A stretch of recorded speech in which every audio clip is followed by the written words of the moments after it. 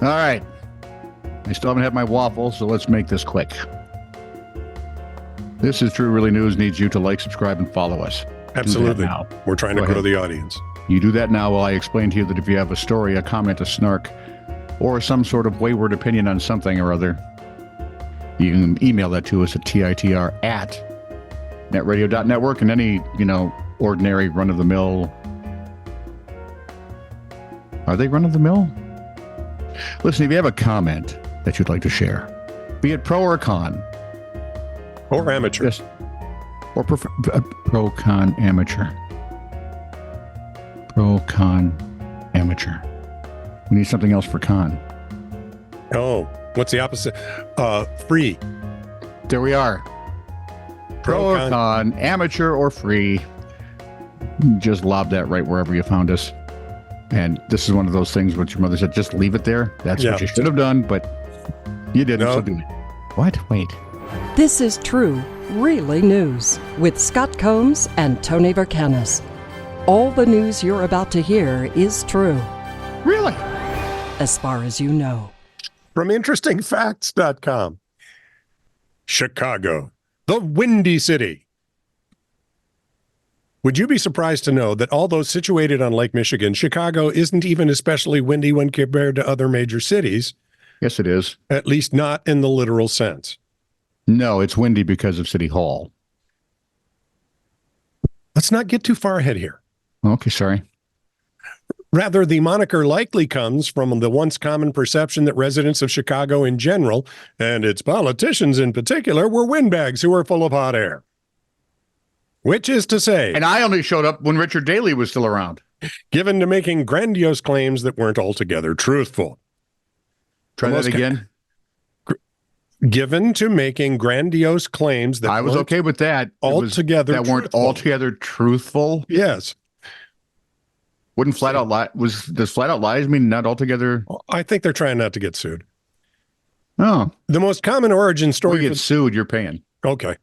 The what are they going to get? Sweat. I'm guessing blood from a turnip. Yeah. The most common origin story for the nickname is a column written by New York Sun editor Charles Dana in 1890, where the two cities were competing to host the World's Fair 3 years later.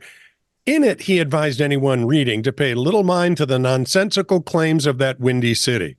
When was this? 1890? 1890. So when Chicago did host the World's Fair, then we also were introduced to the first American serial killer. Really? Yeah, built a whole apartment building. Really? Yeah, I think J.J. Hill. Hill was his last name. Okay. I didn't know that. It's grisly, but it somehow fits with Chicago's history.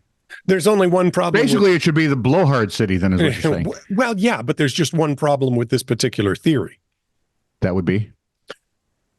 No evidence that such a column was ever written. Even if it Damn it, I hate when they do that. And even if it did exist, Chicago had already been known as the Windy City since at least the 1870s. So what have we learned? Absolutely nothing. Could be a song. What is it good for? But I finally hit the peak. Right there. That's what this show's all about. It's about nothing. We did a whole story that had nothing. A wayward kangaroo was corralled safely by sheriff's deputies after it was spotted hopping around the pool of a Florida apartment complex. I know even Bugs Bunny had to travel to Australia to have a run-in with a See, that's what I'm saying. They're not indigenous to Florida. I've seen all the movies. Indiana Jones. I've seen all the movies. Never mind. Had to be Crocodile Dundee. Yeah, why is it always kangaroo? I hate kangaroos. Now that would have been cool. Yeah, right? Open up the thing, look in. There's nothing but a bunch of kangaroos and joeys running around. And they're all looking up going, the hell is this? Get down here, I'm going to punch your lights out. Why are we here, mate? I don't understand. The Hillsborough County Sheriff's Office. That may be the worst accent you've ever done. Oh, I don't think so. The Hillsborough, it's top 5, but then I only do 5 accents. The Hillsborough County Sheriff's Office released video and still photos of the kangaroo who escaped apparently from a dig in Egypt. It included some footage shot from a helicopter. By the kangaroo? No, I'm guessing from people, not as the news people. Oh, okay. Yeah. They were kangaroo tracking. Yeah. The sheriff's office also released audio of a female resident of the complex calling in to report it. The unidentified woman said, I actually see a kangaroo, kind of a large kangaroo. We got him closed in the pool gate area. Oh, I don't know. I don't think you do, unless that fence is really tall. Pretty sure that, or strong. Yeah, because they are both, and they can leap. Kanga and or Roo were just comfortable there. Deputies were able to figure out the animal's owner, reunite them after, of course, doing the thing Americans always do. They had to check for proper registration. No injuries to people or kangaroo were reported. Can I see your ID?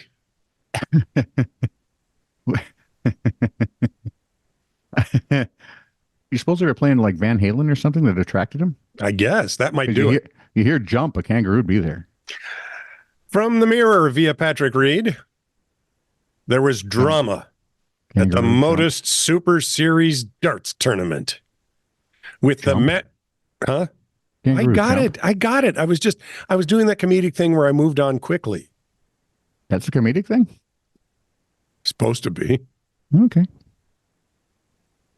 So there was drama at the Modus Super Series darts tournament. I'd have named him Phil.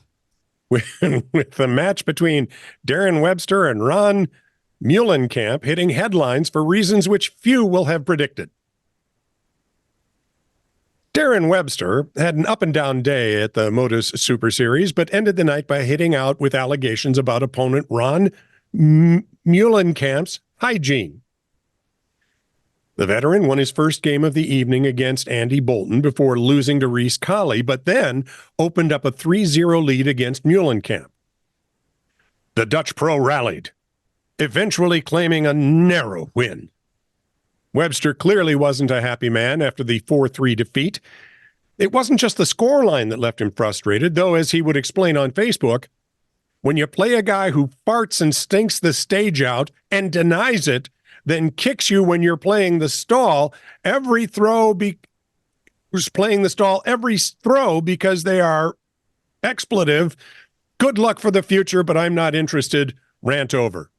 This guy needed to use some punctuation in that thing. Something.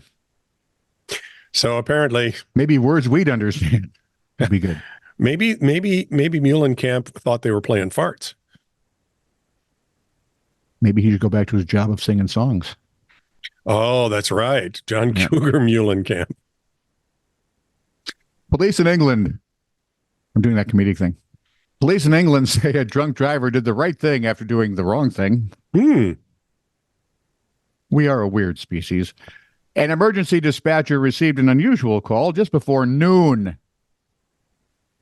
when a motorist reported he was driving drunk and said he doesn't know what he's doing. According to North Yorkshire Police, the man apparently had a rough weekend. Apparently. Monday before noon. Wow. Police said, using the British term for the offense, man calls the police to report that he is a drink driver. It's not every day that this happens. Really? No.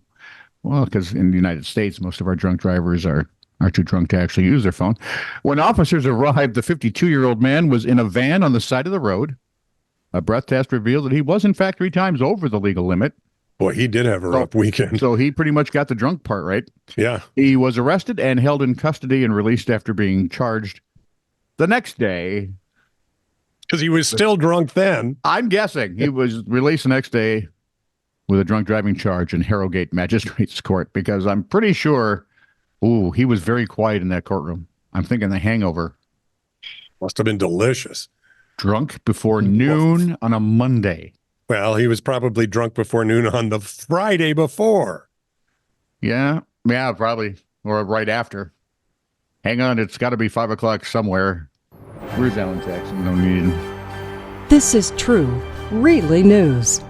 Send email to TITR@netradio.network.